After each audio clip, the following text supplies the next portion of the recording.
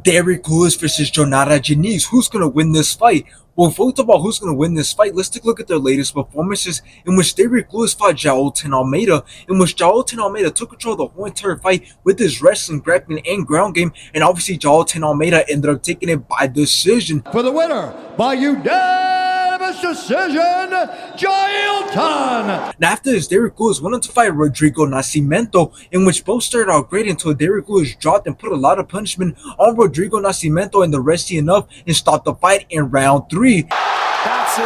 Lewis pounces.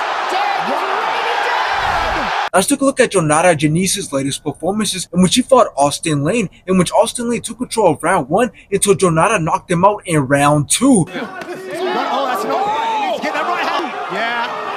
Here comes Diniz.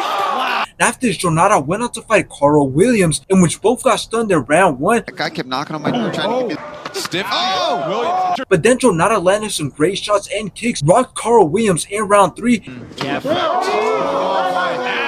And obviously Jhonata Diniz ended up taking it by decision. And still undefeated, Jhonata.